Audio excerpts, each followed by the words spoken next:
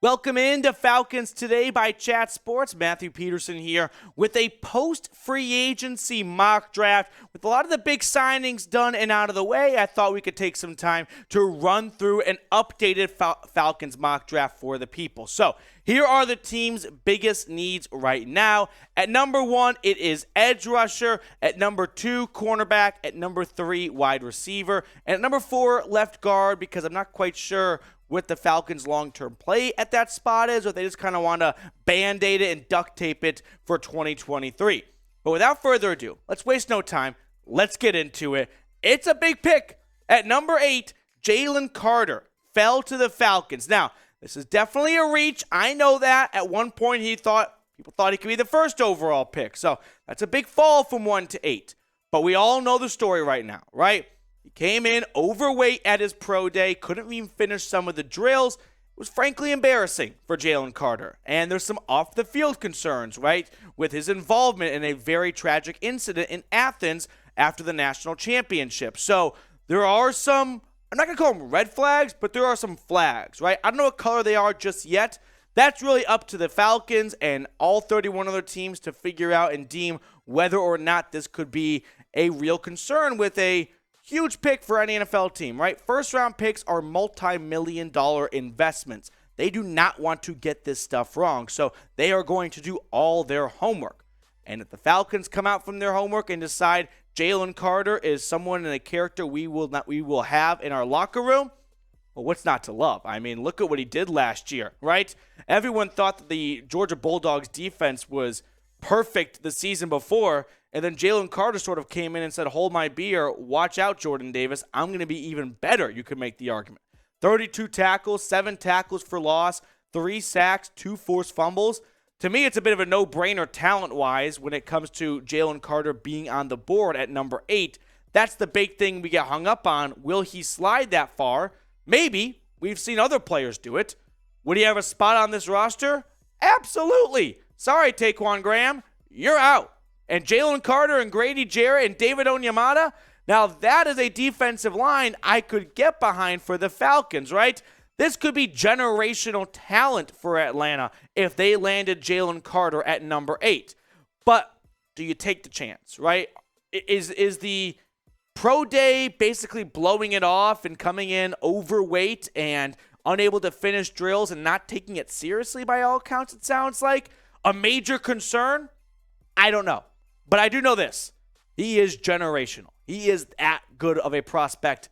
And I think it's worth a chance if he's at number 8, right? I don't know if it's something or if it's absolutely nothing and we're all overreacting to one pro day and 7 teams are going to rue the day that they did not take Jalen Carter and the Falcons got to keep him in the peach state. But if he's there at number 8, I am sure the Falcons war room will be popping champagne. So would you draft Jalen Carter? Type D for draft or P for pass. This is the pinned comment on today's show, so let me know in the comment section below. We got a trade alert. I've got the Falcons moving in at the end of the first round in a deal with the Eagles. Remember, Philly has the Saints' 10th overall pick, so they could live without having 2 first-round selections. I moved back into round 1, giving up a future second-round pick or this year's second-round pick, and this year's third-round pick. So giving up a second and a third to come in at pick 30 and select Josh Downs, wide receiver out of North Carolina. This, I think, would be a very fun move for the Falcons. You definitely get to celebrate your team doing something during the draft. No better feeling than your team moving up to make a trade and selecting their guy. Josh Downs, in my opinion, is an absolute stud. He is one of the more slept-on, underappreciated wide receivers in this draft class because, let's be honest, when we think of UNC football, usually not good things come to mind, so we sort of just ignore guys who are receivers from UNC. But Josh Downs, I do believe, is him. In 2021, 1,300 yards and 8 touchdowns. Last season for the Tar Heels, over 1,000 yards and 11 touchdowns, 94 grabs to go along with it. Josh Downs is so shifty. He's a little bit undersized, which has some people concerned. But when you watch him play, you probably don't look at him and go, oh, he's under 6 feet tall. No, because he actually goes like foot to foot with big cornerbacks, 6'1", 6'2" guys, and he's got no problem beating them to the point of attack to bring the football down in a jump ball scenario. Perfect slot wide receiver. Him and Drake London for years to come. No matter who the quarterback is, whether Desmond Ritter's the guy or he's not, whoever the next guy stepping into that role would be potentially, would be stepping into a really good offense with Drake London and Josh Downs to his left and to his right. So with that, we move on to round number 4 because we lost picks in round 2 and 3 to get Downs, and that's worth it in my opinion. And now we get Keeanu Benton, the defensive tackle out of Wisconsin. What are we doing in round 4, ladies and gentlemen? We are picking the best player available. That is the mantra. That is the mindset.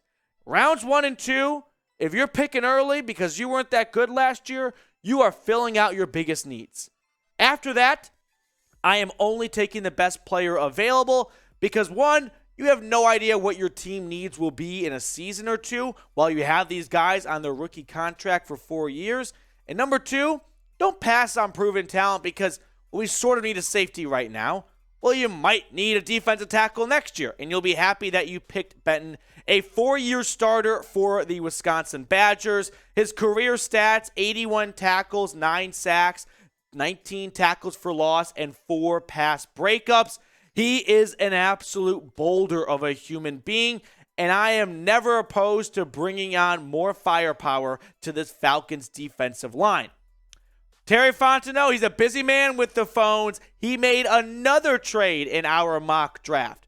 This time, it's to move back a little bit and pick up some draft picks from the Jaguars. In this trade, I have a 4th-round pick swap between Atlanta and Jacksonville. The Jags move up from 121 to 113, and in return, Atlanta picks up an additional 5th and 6th and tosses them a 7th because we all know 7th-round picks pretty much never amount to anyone unless it's big cock Brock Purdy. But what are we going to do with pick 121? We're going cornerback out of TCU, Tre'Vius Hodges-Tomlinson. If you're wondering where that name Tomlinson comes from, yeah, that is the nephew of LaDainian Tomlinson. I believe the Falcons will draft a cornerback this year, and finding Tre'Vius Hodges-Tomlinson in the 4th round is a very good bargain if you ask me. He is an extremely shifty, twitchy corner. The only knock we have on him is that he is a bit undersized. He's 5'8", so he doesn't have the ability to maybe go step for step with the 6'2", 6'3" receivers out there.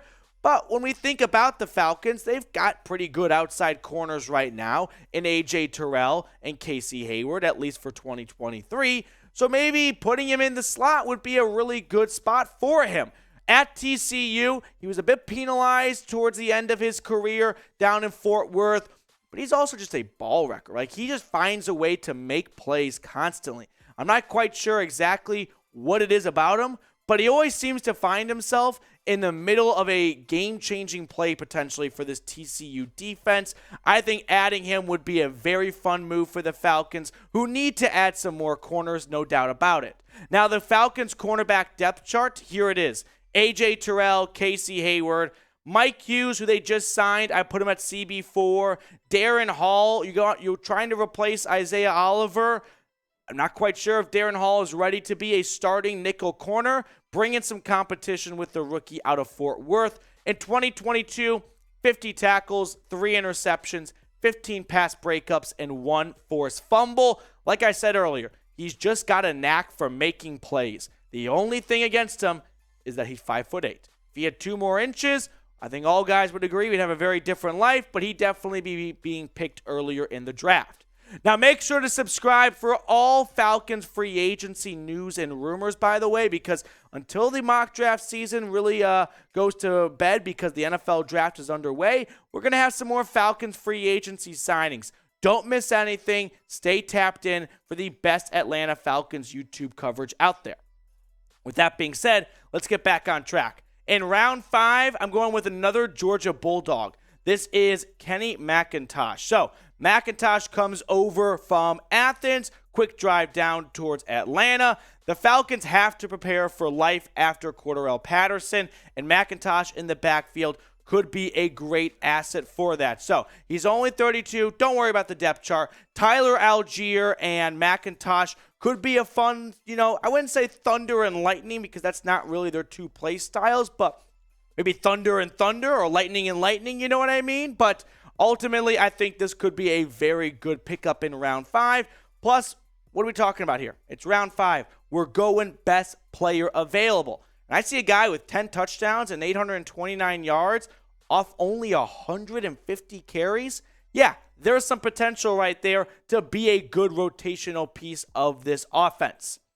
Moving on, we're going to round out some more picks here in rounds 5 and 6. I go Ali Gay, edge rusher out of LSU. And early round 6, I'm going Brandon Kipper, offensive guard out of Oregon State. He could have an opportunity to step in and maybe compete for that starting left guard position. Ali Gay, meanwhile, coming out of Baton Rouge, 36 tackles, 2.5 sacks, and 2 forced fumbles. So, what has been the DNA, what has been the rallying cry of this channel for the last 2 months? More pass rushers. This would be that. More guys, more competition, better chance that the best rises to the top. So let me know from everyone watching right now, who's your favorite NFL draft prospect? Like, who is the guy that you are going to plant a flag in the ground and say, he is a can't-miss player? Is it Jalen Carter? Is it Will Anderson? I think it's Will Anderson. Let me know in the comment section below if you agree or disagree with one of those two guys or someone else you have in mind. Moving on, we just looked at Brandon Kipper. We've got one more mock draft to take a pick to look at here, and this is Steven Gilmore, cornerback out of Marshall, the Thundering Herd. We're talking round 7 here. What are we looking for at the end of day 3, people? We're looking for special teamers, pretty much contributors who can help maybe make us play on special teams. Steven Gilmore for Marshall in his career, very successful, 200 tackles, 9 interceptions. So the guy has a magnet to the football.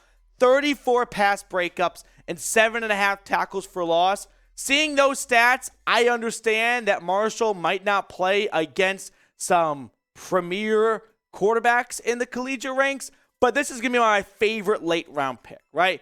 When you're watching the draft on Saturday and it's round 7 and there's a bunch of guys you've never heard of and Gilmore pops up on the queue of like best players available for Kiper or McShay, remember that name and go, that guy needs to be a Falcon.